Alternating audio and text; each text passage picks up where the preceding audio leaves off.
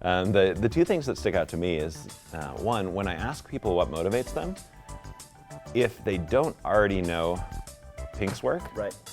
or the predecessors to it, nobody says autonomy. They talk about a lot of things that could roll up into mastery and purpose. And then I'll ask a group, what demotivates you? And far and away, the first thing people say is micromanagement. Micromanagement, right? Yeah. The opposite of autonomy. Right.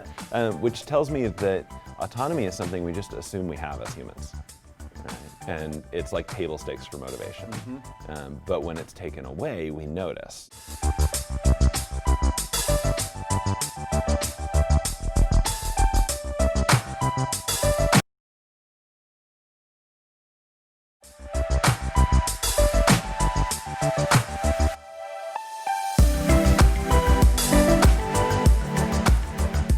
This week we are addressing a topic that we get a lot of questions about in our training and coaching and online, which is motivation. How it works, how we can become more motivated, how our teams can become more motivated. So what's my motivation here, Richard? It's not coffee. I think you are intrinsically motivated this morning.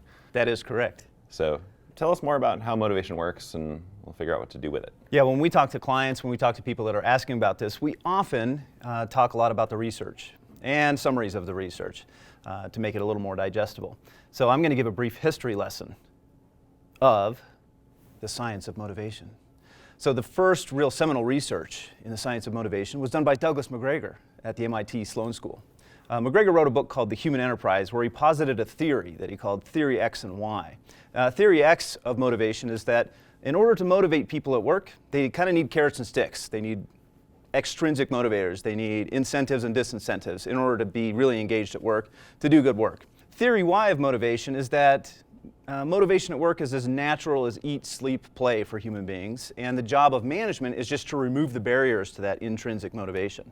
So that was some of the early research on it. It influenced some CEOs of the time, CEOs that ended up running American Express and Avis Rental Car and companies like that. It was a big kind of seminal thought that what if we just removed barriers and people would do good work? Fairly new, if you think about most management up to that time, was kind of industrial revolution management. Like how do we get more, squeeze as much out of these people as possible? Starting to shift into more knowledge work, more creative work. Theory Y was a big idea at the time. If we fast forward to the 80s, now we have some more research. You want to talk a little bit about that? Yeah, so we ended up with a theory called self-determination theory in the 80s that I think built on that Theory Y and looked at just what is it that motivates people.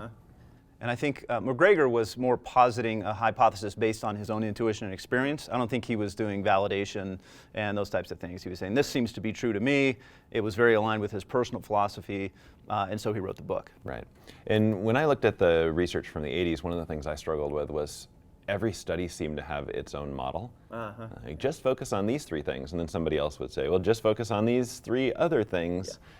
And it's hard to tease out whether they're additive, like you need to focus on 40 things as a leader if you want to build a motivated team, right. Or if there's some combination that makes sense. Right. Right.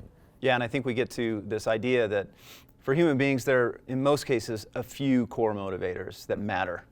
Those other things are maybe second order effects of those core things. Or particular aspects of them. Yes, yeah. Focusing on different things based on your experiment design or what you're interested in. Right. So self-determination theory from the 80s was still pretty scientifically written. If you actually read the papers, you kind of need to have a good vocabulary and interpret what they mean and application and those kind of things. So Dan Pink, an author who's good at doing that kind of thing, of summarizing bodies of research and making it really digestible, came along and wrote a book called Drive, and then later did a TED Talk that was later animated by RS Animate and became very popular. He summarized the research of self-determination theory as three key factors, right? And this is autonomy, the desire to be self-driven, to have some control over things, mastery, our desire to get better at things. And to feel competent. Yes, and purpose, the desire to make a difference in the world, right? I know that you like to talk about purpose a little bit differently. Yeah, so I struggled a little bit when I heard his presentation and saw purpose there because I'd seen a disconnect between purpose and motivation.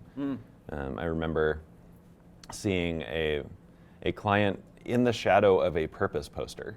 It was like, we're changing the world of healthcare, and sitting up there on the wall, and this developer, I don't remember why we were talking about motivation or purpose at the time, but he looks at the poster cynically, and it's like, yep, this new checkbox I'm adding to the login is transforming the world of healthcare. Yeah.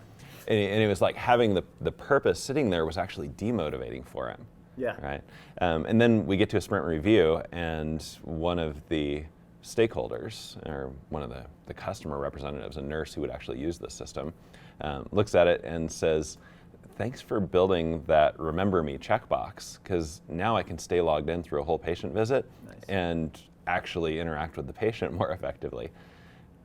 And suddenly he was motivated. And so it's not the poster on the wall, Richard, that motivates people? Surprise, surprise. I know. There's a whole industry that falls apart there. That's right. Yeah. So what I realized there is that it's not the scale of the purpose. Yeah.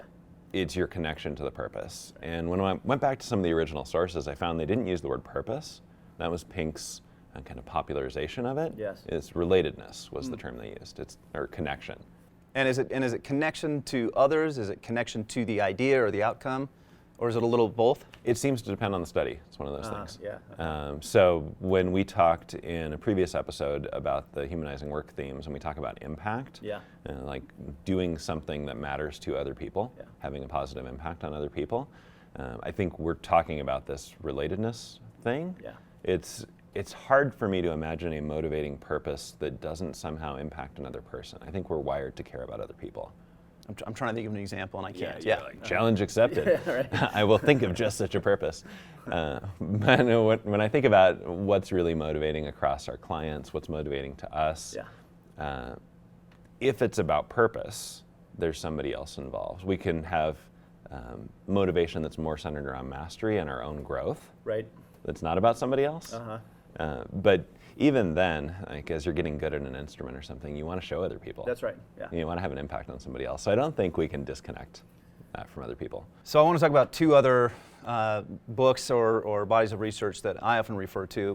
One is a book called The Progress Principle, and this is a book by Teresa Amabile. I actually discovered this book through a Dan Pink tweet. He tweeted something like, this is the best business book I've read in the last decade. And so my ears perked up, my mental ears perked up, and I went and read the book. I don't know. It seems like this is something you'd be interested in. Maybe because you've explained it to me so many times. In the Progress Principle, Amabile is a researcher on creativity, and she was doing a pretty long-running study, pretty broad-ranging study, where she got several companies to volunteer to be part of this study. And it was several months of research, and what she did is she got one project team at each of these companies that were in a diverse set of industries, diverse set of contexts. And what they did is they agreed to do, everybody on the project team answered 2 emails, one in the morning, one in the afternoon, at the end of the day. And the morning email essentially said, what's your level of motivation coming into work today? The evening email had 2 questions. Same question, what's your level of motivation as you leave work today? And then the second question, which they called the journal question, which is, what's something that happened today? With no other constraint around it. That's a good way to put it. I was wondering if they would ask, what did you get done today? Which would... Yeah, that would bias it, right? Bias, yeah. But this was kind of grounded research. They didn't have a theory going in as to what would cause motivation to go up or down. What happened? Yeah, and so tell us something that happened. And so it was really interesting research because it had a tremendous amount of data over a long-running period of time. And as they started to look for correlations between things that happened on that team and what led to motivation being high as it was when you came in, or higher, they looked at all kinds of things that you might expect. They looked at some of the self-determination theory things. They looked at some of the common things that leaders think that they need to do, like acknowledge and appreciate and call out and those kind of things. What they found is that by far the highest correlation was between higher motivation and something that happened that day was, I got something done that mattered to somebody. Yeah, and that was, as you were describing this, my thought was connecting the 2 theories. It's probably not so much about getting things done as closing the loop on experiencing autonomy, mastery, and purpose. Yes, like this was the container of all 3 of those factors. When you're doing some long-running project over several months, you may not be getting the feedback that says your work matters and you're doing it well and you're growing and you had control over it. Right. You lose the other motivators. So it's like the small slices. Right. The progress is a means towards experiencing the other motivators. Yeah, so I really like that. I like simple rules, right? And so if we look for one thing, what a leader can look to, what an individual can look to, is what I do when I get up in the morning is one of the very first things I do is I think to myself, I have a quick session with myself where I say, if I only got one thing today done that would matter to somebody, what might that be? And I'll kind of go through a list of things. I'll say that often the first thing I think about is individuals. I actually don't think about projects. I don't think about goals. I don't think about strategy. I think about Who individuals. am I going to impact today? Yeah. Who could I help today? A lot of times it's related to family. It might be related to coworkers. It might be related to clients. But that has been very helpful for me as a daily practice to say, who am I going to help today? Right. I mean, the fundamental habit that you and I teach the Agile teams we work with is small slices that matter. Yeah, exactly. And the way we talk about the daily scrum is how are we going to collaborate to get something done today that matters? Right. So I find that an interesting book, an interesting addition to the research. And then the only other one that I'll mention here is Neil Doshi and Lindsay McGregor's book called Primed to Perform, because they do a really good job of not only talking about those positive factors, they describe the same things that Dan Pink describes, Dan Pink with autonomy, mastery, and purpose. The way they describe those, they use an alliteration. They call it play, purpose, and potential. And so play being related to autonomy, I want to feel like I'm going in and playing a little bit. Yeah, and potential really is their direct link to mastery, but they're related. So they call it play, purpose, and potential. But they also point out the things that really will kill motivation at work, which is emotional pressure, kind of like, you better, right? Economic pressure, associating financial benefits to any kind of work. And then the third one is inertia. Inertia being the idea that nothing ever changes around here. And that being the strongest one. So they do a little bit about correlating. Yeah, I like what they do about strength. Yes. One of my key insights from that book is the way play showed up as 3 times more motivating than purpose. Yes. And I think about those teams where the people doing the work, the developers in Scrum terms, don't seem to be aligned with what the business stakeholders care about. And when you look closely at it, usually they're following what's interesting to them. Right. And play is like doing the work is enjoyable. And so it's like if we're not going to get a compelling purpose, which is usually what's going on there, we're going to find something that's sufficiently motivating for us. Yeah, exactly right. So I tell product owners, you need to get purpose really right because it needs to overshadow play or it needs to get play to serve it. Right. Really what we're trying to do is align the two.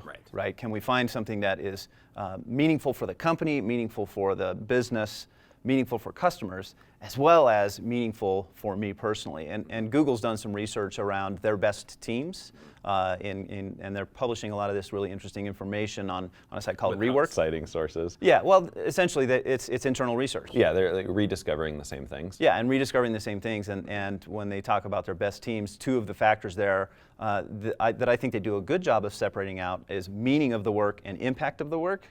How do they distinguish between those? And meaning of the work is it's work that I enjoy. It would be related to play. Okay. It's fun. It's I am interested in this type of work is how they describe meaning of the work. That's not how we've been using the word meaning. It's not. But it was their way to tee these 2 concepts out is it's meaningful to me personally. I like this type of work, and then impact of the work meaning it impacts somebody else. So think of meaning as intrinsic, internal. And the impact is how does it benefit somebody else? So that's how they tease it out, right? That's 2 of those factors, right?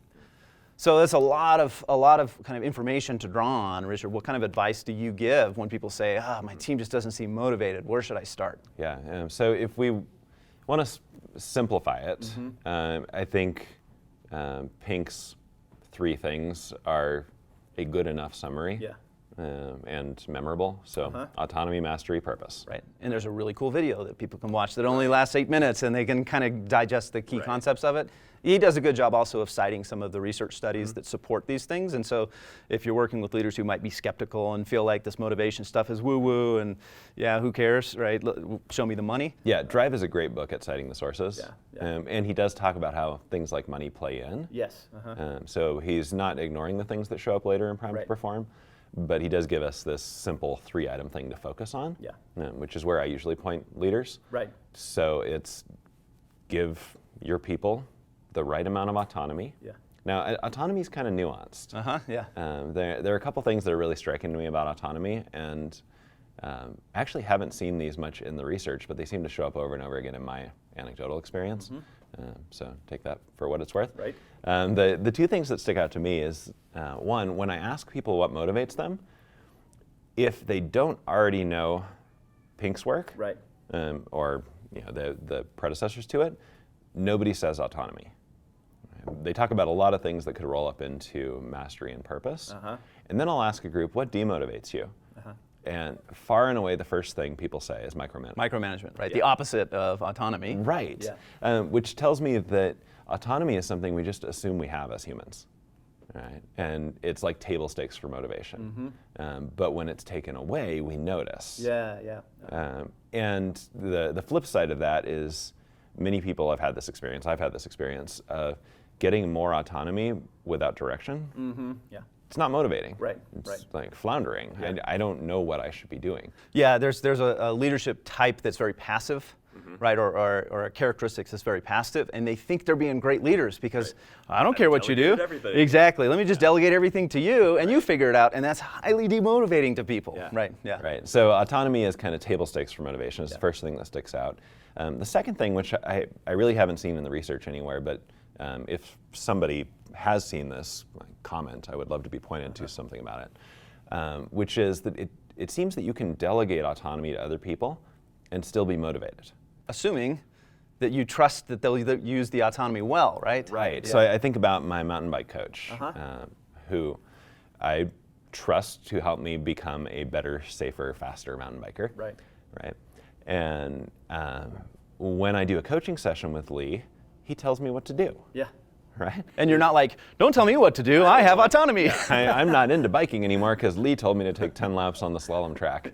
I'm more motivated to do that thing than I was before because I believe he cares about my goals and he's qualified to get me there. Yeah, it seems like he's locked into the other two factors. He's locked into your growth, and he's locked into the purpose that you're trying to achieve. And if you trust that he's locked into those two things and in service of those, then you're willing to delegate some autonomy there. And you can see that really clearly when he's coaching me and my wife Dawn on biking, because Dawn and I are motivated by very different things, or motivation shows up differently for us, right? And we're often working towards different improvement goals. And in the same session, he's interacting with each of us differently around mastery and purpose.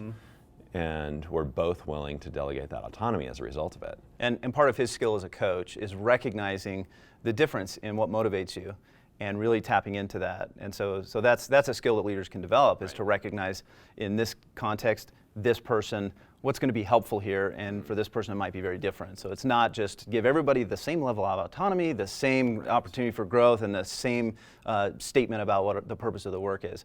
It really is a personal thing. It is something that they must humanize in their work, if you will.